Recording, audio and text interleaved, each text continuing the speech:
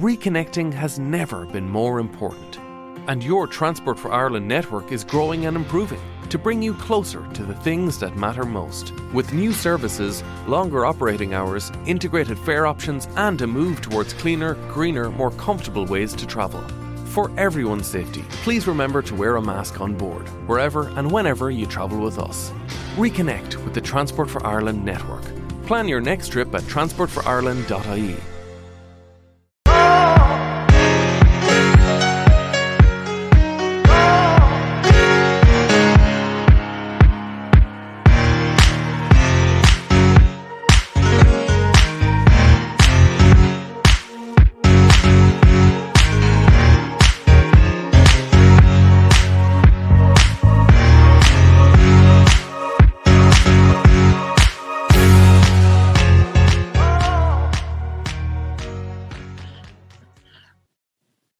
Welcome to Rebecca Sounds Reveille. We got a treat for you today, I've got to tell you, because with us is a motivational speaker, an author, a founder of Work Boot Recycling Program. Wait till you hear this. She is a co-host of Women Road Warriors, even more. And for those of you who celebrate women in history all the time, this is someone that you have got to meet. She holds a nursing diploma as well in surgical, medical, geriatric units that she worked in for probably over 13 years.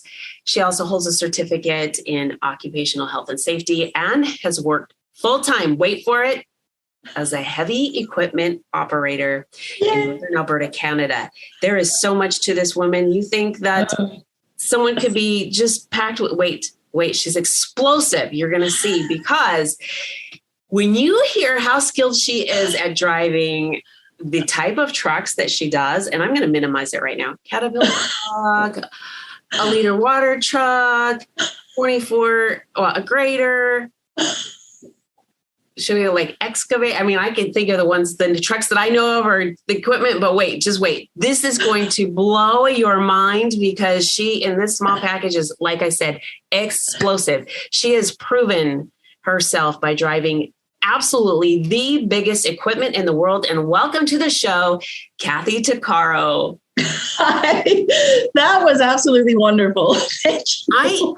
I've got to tell you, I'm excited because you and I share so many commonalities. Yeah. And it is just extraordinary to get the information out and say, look, what's behind this package and what I can do. And boy, you are just doing it. You've been doing it for a long time. Yeah. And all the way around, you're also service-oriented. Tell me how you got started doing what you're doing. Oh, my God. It's such a story. That's why I wrote a book. When I was nursing, yes, that book. There you go. I got to make sure there's no glare here. Yeah, that's the truck that I drive. I literally drive. She didn't mention it, but I drive the biggest truck in the world, the biggest equipment in the world. And it is not just your regular, 18-wheel flat deck, heavy hauler, or road.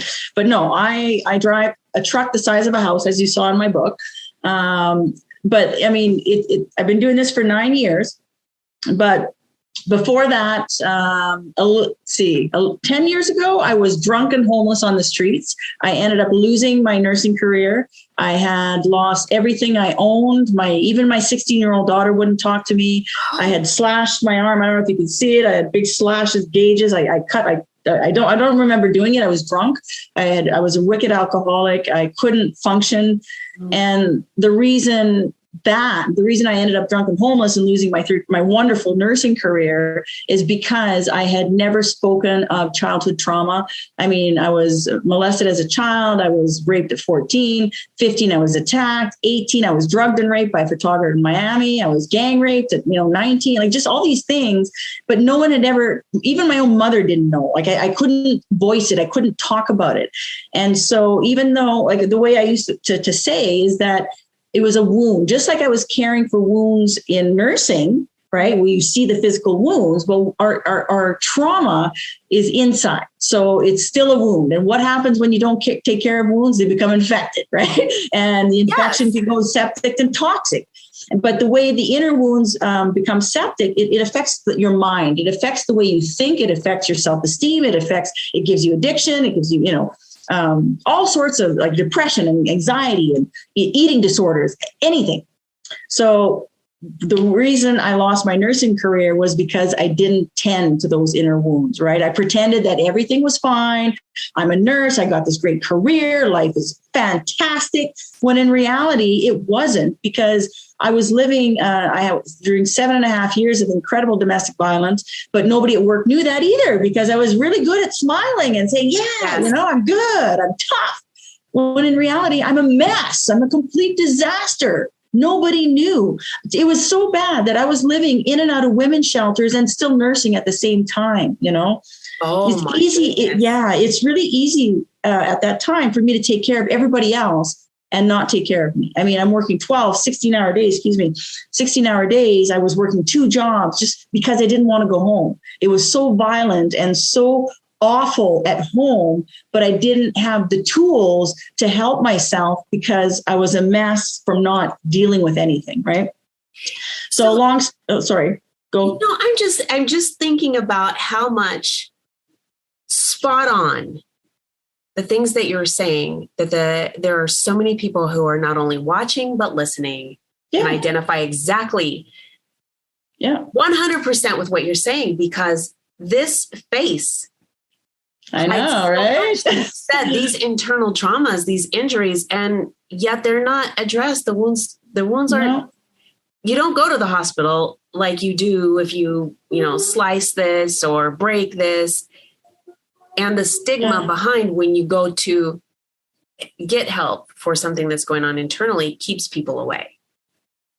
And the thing is that people are almost groomed into portraying that they live behind a white picket fence. They have the house, the kids, the cars, the dog, whatever. But in reality, it's freaking chaos, right? It's so true. It is. But socially, they're like, oh, no, I'm fine. I'm good. I'm driving. In reality, they're a mess. And they don't want to show that they're not okay in telling people that they're not okay, And so that's what that illusion, that mass illusion that society lives under. And that's what I'm trying to break free through all that I do, is that just be real, say it. If something's not going, then talk about it. Have that voice. Don't keep things secret inside, because it becomes toxic and it really will affect everything that you do, the decisions that you make, the people that you surround yourself. The toxicity and the negativity will only bring you down. It'll keep you a prisoner in your own mind. So I'm telling people to break free from that. And the only way to do that is to be honest with yourself, right? And look at yourself and say, okay, you know what? This is just an illusion. I am not really that well. So maybe it's time that I start looking at myself and breaking down whatever patterns or habits that you have with that. But one of the biggest things is that people are so entrapped, is a good word, in the comfort zone or the lifestyle that they wish, that they want, that breaking free of that is going to require, they're going to have financial problems. It's going to be hard. They're looking at themselves. They're looking at certain things that they don't want to remember. Well, you know what? If you want change, you got to make the effort. You got to break through that. Right? Change is not going to happen overnight, number one. And number two, you have to be willing and able to surrender that maybe you do need some help, and it's okay to get help. Doesn't matter what job title that you have. If you're a CEO, a CFO, whatever it is that you do in life, you're still human. Life is hard, especially nowadays, and it's okay to say that you're not okay. Go get the mental health. There's so many mental health resources out there. Like, why not? And most of them are free, especially since COVID. Yeah, absolutely. And here's what I think. If you have recognized that there's something going on within you, now you're accountable. Because if you don't know, you can't quite be as accountable. But the minute you know, and most of us do, and we know, and we use a lot of reasons. I don't necessarily excuses. But we have a lot of reasons for why we don't act on something, or why we don't we leave an unhealthy relationship or an unhealthy situation. And it can be an unhealthy relationship with your spouse, boyfriend, girlfriend, parents, whatever it is, coworkers, an employer. We know something's wrong, and it's our responsibility to say, if I want my life to change, I can't wait for the other people in that environment to change, or for things that will cause that environment to change. You have to make the decision and know, there's going to be a little bit of a challenge along the way, because I've got to find resources that's going to address the comfort zone, like you said, that I have now, and so that I can get where I'm going. Maybe, it's interesting that you say that, because I waited until I was 40. I was looking for someone to save me from myself. I didn't know how to go about it. And so I wanted someone to pick me up and, bring me somewhere and do it for me. And the way it worked out for me is that I pushed, I kept plodding on. I know I'm tired. I know I'm not well. I know I need help. I need that paycheck. What are you going to do? Right. I'm drinking regularly. So that just does not help in the terms of depression wise. It just makes it worse. So the way I'm going to call it, the way God worked in my life is that I kept pushing until the one day when I had my burnout at 40, I was working on the medical unit. I show up at work for night shift and I'm tired, and I know I'm tired, and my brain is foggy, not just from the alcohol intake, but just from life, and so tired. And I get to work and I got 10 people on my sheet, 10 patients to look at, to take care of. And I couldn't see the words. I couldn't read the sheet. And I knew that was it. I was done, right? It was like all mumble jumble on the sheet. And I'm like, okay, I'm done. So I quit my job and I went from the medical unit down to the psychiatric unit at the hospital where I work. Okay. And in between the two units, I lost my mind. It's like 40 years of repressed trauma and pain and misery. It just came shooting out like a geyser, and I lost it. So I running down the hall. I made it down to the psych unit, which is locked, right? And I'm pounding on the doors like, let me in. Yeah, I could see them through the window. They're actually calling security. Get her out, right?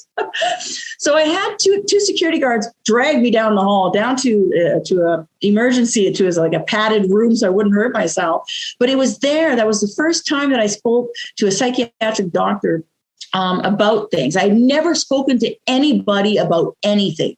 And it was there that I finally opened up. He was so kind.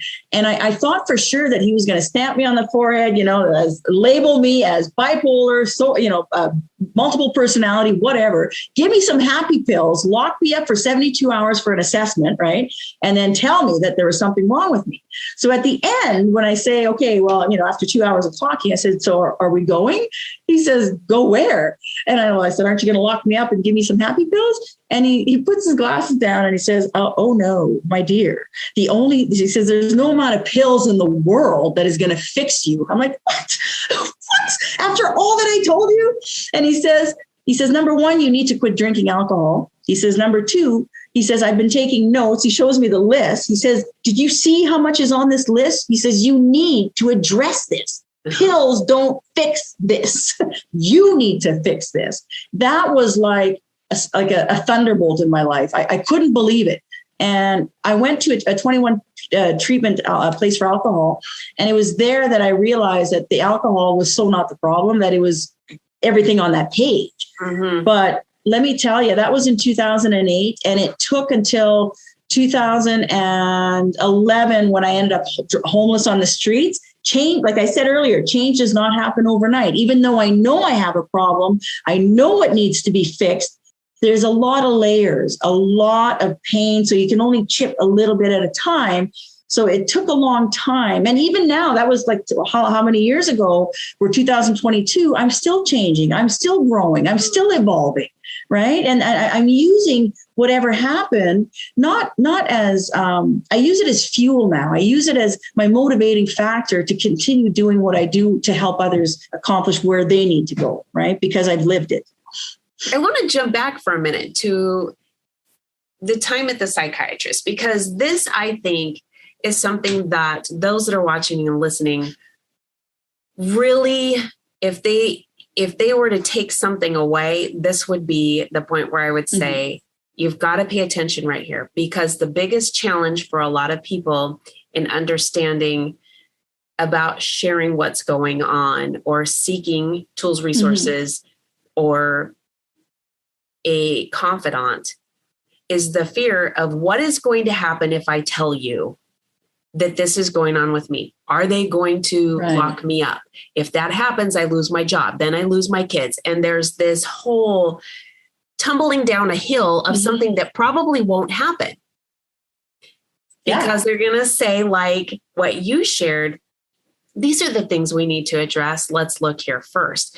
So I just wanted to go back to that because this is really important for anybody out there that is listening, watching, knows somebody who's in a situation, even though they haven't said it, because oftentimes people can see right through us, even when we've got this big facade going. They'll say, I knew that was going on with you. I was just waiting for you to tell me. But that is something, that fear, if we can just take a peek at that fear and say, okay, that more than likely won't happen. In the event that it were, this is where I'm at. I really need to make a change. What would I do if? More than likely, you're not going to need to use that if, but let's just say you were. So here you have done all this. You're sharing this with the audience. And I absolutely love it because you have so incredibly moved to do these massive things that you're doing now. Yeah. You know why? It's because I'll tell you something. When I went from Toothless Joe, when I was drunk and homeless, and I've always known there's something bigger inside me. There's a purpose, and being drunk and homeless on the street, standing beside a guy named Toothless Joe was not it. That's not it. Right? I don't know how to get there, but all I know is this isn't it. Right? So I made a decision, even though I had nothing. I had been robbed. I had no identification. I literally only had the clothes on my back. And I'm looking at this guy and he's going, this is the life, live it, love it. Oh my God. Like he slapped me on the back and it was like a God smack because decades of depression and just, hardships, it went crumbling down. And I'm looking at my surroundings. I'm like, what did you just say? I said, this, not my life. And I even stomped my foot. I said, this is not my life. My story is not going to end standing here looking at you. Right. So I turned around and I went to detox. I found a women's center where you live there for a year and you learn about anger management, self-esteem, boundaries, women, boundaries. My God. Codependency, huge. I had to ask the counselor, what does that mean? I don't even know what that, I had to figure it out. I had to take a 12-week sexual assault recovery course twice. Because like I was saying, so many layers. But in saying all that, I knew I couldn't remain a nurse because it's too caring and too caregiving. And I needed something where I could just take care of me. I mean, how do you change careers when you're, I was 42 at the time. Like, how do you do that? All I know is nursing. I ended up having to go to a career planning workshop to figure out what I wanted to be when I grew up, 42. And, shocking to me, after 3 days of aptitudes personalities, the lady said, it's you're geared for a heavy equipment operator. I laughed so hard, Rebecca, I just about fell off my chair. I'm like, that is, huh? You didn't expect that at all. No, I'm like, are you kidding me? I'm looking at this woman, the instructor. I said, I'm 42.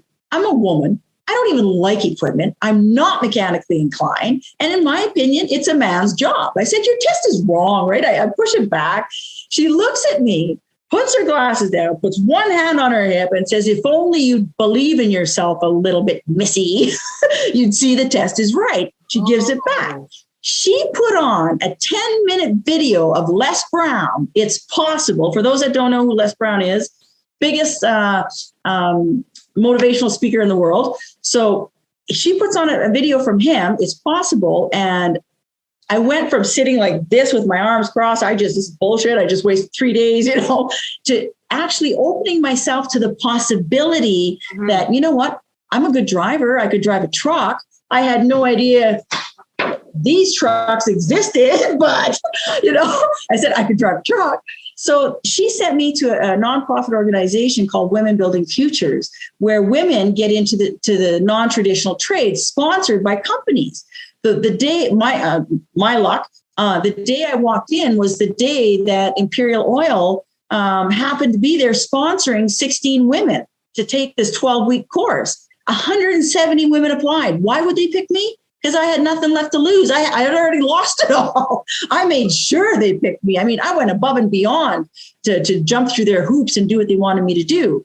Well, even though like that was 9 years ago, I mean, I did the course. They, out of the 16, they hired 11. I got hired. It's great. It's a fabulous job. Ladies, if you're looking for a career, try it. It'll change you. It pays well. It does wonders for your self-esteem. You know, it's challenging and all that. But even though I have that as a job, it's just a job.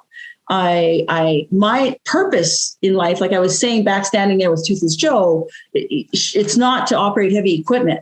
It is the time given to me, the finances that this job provides, the time that I have, because I work 2 weeks on, get 2 weeks off. Well, 2 weeks for a recovering alcoholic is a long time. So I decided to use that time to write. I wrote the book. I do workshops. I travel. I work. I go everywhere in any city that I'm at. I find the women's shelters. I find recovery homes. I find juvenile homes. I find youth groups, and I go there for free just to say, "Hey, man, you know, this is my life. If I can change, if I can get off the streets, if I can figure it out, deal with my trauma, and flip that switch in my mindset that I freaking rock, that I'm not a piece of crap. I'm not all the lies that have been fed into me since childhood, that I'm so not that you can too, right? And if I can inspire people that way, then I think that is my purpose. It helps me sleep at night that I've changed one person's life, right? So with all of the places that you go, all of them. Yeah. Which is a lot. Yeah, it is a lot. Yeah, because there's so many different levels it really is. Of where people are at in addressing different types of trauma. Yeah. Let me ask you, out of all of them, have you found a common theme of how people feel about themselves? Like, I didn't realize I had a purpose or something else. I mean, is there anything that you find that just it kind of resonates with a lot of people who have faced this? And even though they're in different layers of situations, whether it's juvenile or women's or whatever. You know, I think because I've spoken to, I'm going to say thousands and thousands of people all over the world to date. And the common denominator really is childhood trauma that has been unaddressed. Childhood, you know, people think that sometimes the violence is the key to low self-esteem, being physically attacked. It's not so much that, it's the words, you know, hearing as a child. Like I grew up with, you know, you're stupid, you're useless, you'll never amount to nothing. Look at you. You pollute the air. You pollute the air. You do everything you do is wrong. And so it was really difficult for me to get rid of that in my mind. So growing up with thinking that I'm worthless, what it does, it gravitates you to people who feed off that, you know? Oh, that makes sense. Yeah. The predators, predators pick up on that. Advantage of you. And I think the predator is a much stronger and more potent word for this, because that's exactly what it is. Yeah, it is. That's why human trafficking is to the degree that it is, because of predators that are just seeking, they're scouring all the time, looking for that slight bit of vulnerability. And the thing is, most people that are in that situation growing up that way don't realize that they're in a vulnerable state. They don't know any difference. So why would there be a question that why would I be a target? That there's a completely different understanding there. It's a whole web of lies that a person with low self-esteem will fall easily into. And I'm speaking that from not just my own experience, but from all these women, these youth. I'm not just saying women, because I talk to a lot of guys too. And, absolutely. 100% I agree on this. Oh yeah. And speaking of that, even guys at work. When I was, let me bring this up. When my book first came out, I was 3 days right before it was about to come out. I was like, oh my gosh. Yeah. I'll do my teeth. I I had to go in front of my crew because I'm thinking, oh my God, nobody at work knows anything about me. All they know is that I was a nurse and that I'm happy and that life is good. They know nothing about my life. So that really, it bothered me to I was up for 3 days with anxiety and just like, oh my God, like, am I going to get fired? Like, am I going to have this stigma attached to me at work? Because these are tough, heavy equipment operators that, that it's not like I'm speaking at a women's shelter. It's different. Yes. So I said, on the third day, I figured out, you know what, this is crap. Don't tell me that these guys don't have problems, that they don't have, suicide in the family, cancer, maybe they've been sexually abused as a kid. You don't know, right? So they're putting on that same image that I did when I was nursing, that they're tough and they're this and they're that, when in reality, they're not. So what I did is I went in front of my crew before the book came out, and I had this image on 2 screens because we have a big area. I said, you see that book? I said, it's not about mining. It has nothing to do about mining. And so I proceeded to say, I said, this happened, and this happened. I'm not asking you to buy the book. What I'm asking you is that if you know someone who's hurting, whose one sentence in that book might change their life, I'm asking you to pay it forward, right? You don't need to know all the details. Well, because I did that, oh my gosh, because I had the courage to do that. Let me rephrase that. The courage. Yes. I've had people all over the company from different sites, from different departments reach out to me and say, hey, I have 2 daughters at home. They're really struggling, or my sister is a mess, or my mother, or my brother, he's suicidal. Can you?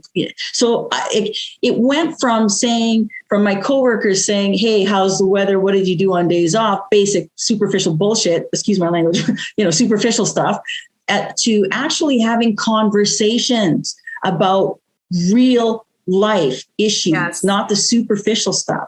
And it's changed everything at work. Like to this day, I still get these big tough guys saying, that you would never approach in a million years, say, hey, Kathy, I want to buy 2 of your books. And I'm like, wow.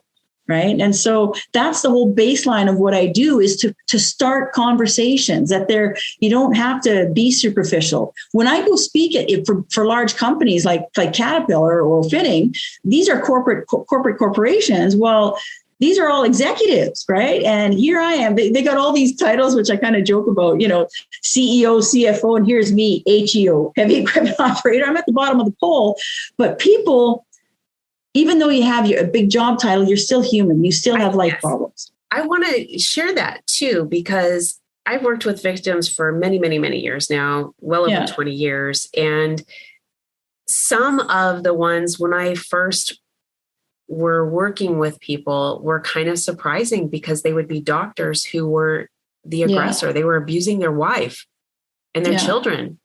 And we, I think, live in this misperception world.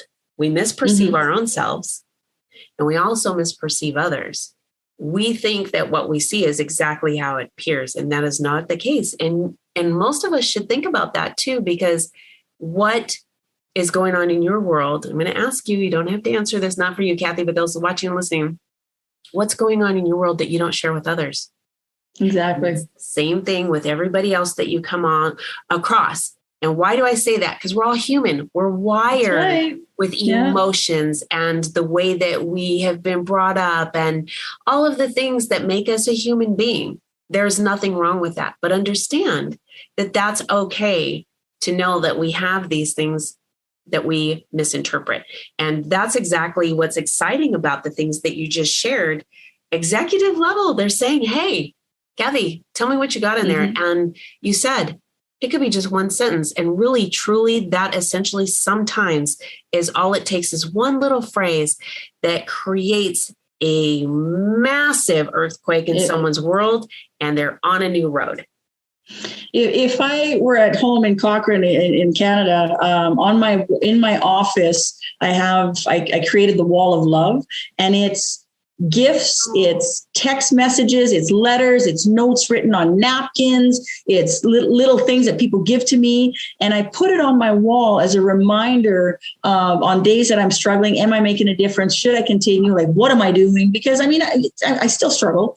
And I look at that wall and I look at the worldwide impact that I've had, that is my motivation, right? Because like I said, that one sentence that will change, and I have the text to prove it, and I still get them. I get the emails, I get, the messages on Facebook, on all sorts of social media. Oh my God, Kathy, you did this and this and this. That is my motivation, right? And that tells me that what I'm doing is the right thing to do. So in addition to being able to share your journey through writing, as well as going out and helping people when you go give your motivational speaking, you drop in and talk to people at shelter, these places all over throughout your journey. There's another way that you do you, and that is on the radio. Oh, yes.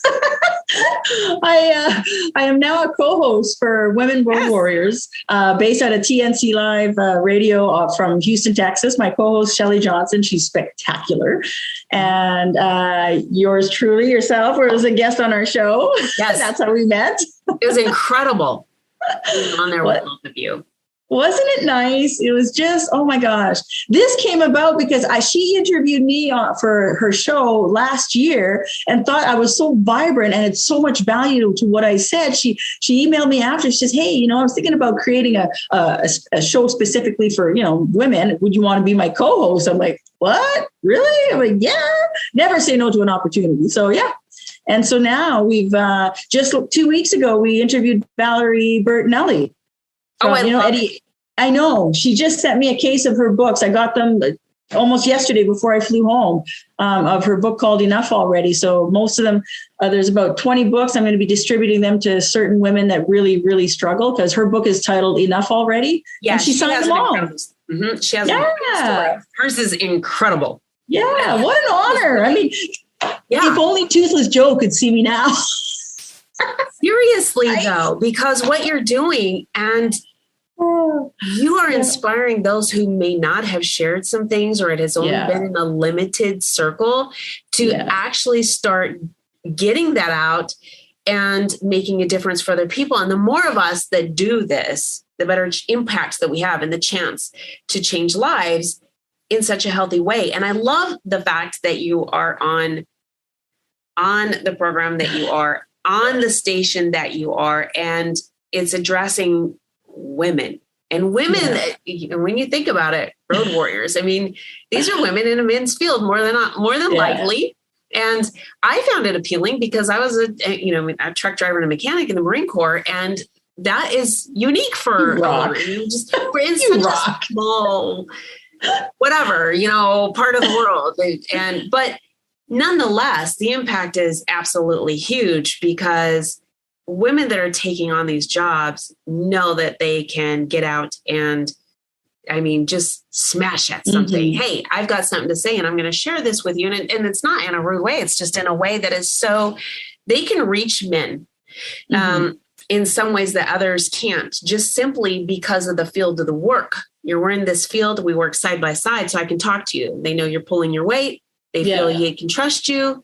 You're not going to, think bad of them or whatever the case. And they will open up to you just like they've done for you.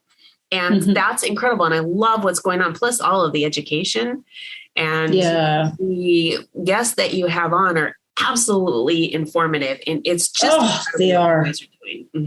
Yeah, I'm so blessed. I'm so, so blessed. And it's fun. I mean, who knew that I'd be good at it? Well, you love it, though. I mean, you have a passion for it. That's what makes you not only good, but great at what you're doing. And you are. Oh, thank you. Thank you. Yeah, I love it. And the focus is great. I was hoping that you were right here in Texas, because I know that the station is based here, and I was going to just drive on over there and be like, hey, guys, how's it going? Let me see that. Maybe I'm going to have to take a drive and come see you. Yeah. Let me see that big truck you're driving, Kathy. I want to see that. Oh, I know. It's something else. I'm a bobblehead now. You know what? Do you have one of you? I do. I'd have to get up and go get it. Okay, so we'll save that for the next show. Okay. Because I want to see this, and I got to talk to you. I got to talk to you off air about this, because this one. Okay. Oh, hang on. Look at this. Are you ready? I'm ready. Ta-da! I love that. See, they're real lookalike. And it's got my little truck. It's got kapow, which I Kathy Power, my kapow. And these are big fists because in my workshops I have these giant Hulk fists. So yeah, this is my little bobblehead, my little cat truck. Those that are viewing and listening that want to check this out, can they purchase one? You know what? I just I have an order of 500 of them. They're sitting in China. I have to get them here. So it's on the way. It'll be a few months, but maybe by the next time we talk, it'll be there. Put me down on reservation. Okay. Well, no, come on, right? It's only 500. Can you number it so that when it's a collector's item? Okay. Oh, that's a good idea. Yeah. That's a good idea. Okay. Sounds good. So I got to tell you, I'm really excited about all the things that you're going on. I think we've covered so much today that those that get a chance to, when it's rebroadcast or they go to one of the platforms where you can listen to it again, I am going to encourage people to listen to it again and really try and grasp the meat about the things that you have shared, because it's a lot. And oftentimes when we first listen to something, we have this thought. And then we think about that and we act on those things. But once we've kind of done that, if we go back and review, we're going to find even more things that will give us a bigger smorgasbord of things to choose from on how we want to do things and understand things. And I want the audience to connect with you, because I think not only through this, but the other things that you have going, which I don't want to share all of them. I mean, maybe you want to drop a hint before you share your links with everybody, because these are big things happening for you and they want to get on board, because I think that this is just an important way to change the trajectory of where someone's going. You're right. I am in the process of doing a major rebranding of what I do. And so I do have www.kmtuccaro.com, which is my regular website. But I've changed it to, it's in construction. You can go look at the site, but it's not quite ready. Designerminor.net is my new thing, because I'm creating an online course for 7 keys to designing your life after trauma. And it's going to be very beneficial to any type of trauma, anything that's gone on in your life. And just even for personal growth, even if you say you haven't had trauma, there's still a lot of important and valuable information in that course that will enable you and assist you to take the next step in life. Because I mean, every different level that you want to achieve is going to require a different version of yourself. I couldn't be where I am today with the same mindset that I was 10 years ago, right? So that all the steps. So yeah, so designerminor.net, there's going to be a whole bunch of interesting stuff on there. And yeah, I moved to LA, California now, so I can I got a screenplay on the go, and that's all I'm going to say about that. We'll leave that one alone. Yeah, I mean, if you want change, you have to take the steps to get there. You cannot sit on the couch watching useless TV programs if you want anything in your life to happen. You have to turn that TV off, step away from your phone and focus, right? Figure out what you want and make the commitment. That's it, right? Because if you wait for someone to do it for you, you're going to wait forever, right? That is very, very true. And I think with that, I just want to share how much I appreciate you sharing the things that you have so far. Your journey is absolutely incredible. And I thank you for dedicating your focus on helping others. That too you're welcome. Is so, I can't even really articulate how much joy that brings me. Good.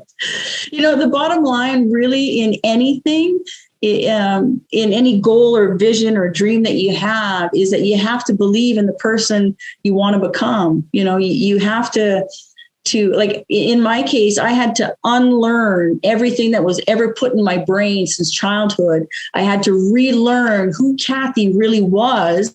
But the hardest part about it was accepting how freaking awesome I am. And I'm not saying that in an egotistical way. I'm just saying accepting that, you know what, I got some incredible qualities, and I'm not going to let anybody else's opinion squish that, because it doesn't matter what you think, right? It's what I think. Exactly. Right? That is exactly. Yeah. Oh, thank you so much for being with us today. It's been so nice. Thank you for having me as a guest. I just love this. I know you're going to be making changes just from this alone, and you're doing that every day. So thank you. I'll talk to you soon. We'll do this again. Oh my gosh. Yes. And so for those that are in the audience wondering, hey, when is Kathy coming back on? It's not going to be that long, actually. So just pay attention to that. Go to www.kmtuccaro.com and designerminor.com. Both of those things you are going to want to check out. Stay on top of what Kathy's doing. As she said, she's got screenplay. She's got a course coming out. There's more. And these are all things that are going to help you develop. Oh, I have a children's book. I forgot. I have it. Wait, there's more. This book is in 5 languages, by the way: English, Spanish, Portuguese, French, and now Hindi. It's just coming out in Hindi. And my children's book is in 5 languages as well. This is fabulous. This is fabulous. I'm super excited about this. I hope all of you who've had a chance to get to know Kathy a little bit today are feeling the same excitement as I am. And I'm number 1 on the bobble and the doll list here. If any of you think you're going to go first, no, you can go behind me. But remember, she's only got 5. Number 1 deal. I just want to thank you again, Kathy. I want to thank all of you for tuning into another episode of Rebecca Sounds Reveille. Make sure that you talk to and pass the information along about what we talked to today. Let others know about the show. Let them hear what Kathy's had to say. Know that we are here to support your journey. And I want to leave you with this thought. Be who you are supposed to become, as Kathy said just a minute ago. Thanks for tuning in. Make sure that you get this out to your friends, family, everybody you know on social media. Everybody you don't. Thanks for tuning in. Bye.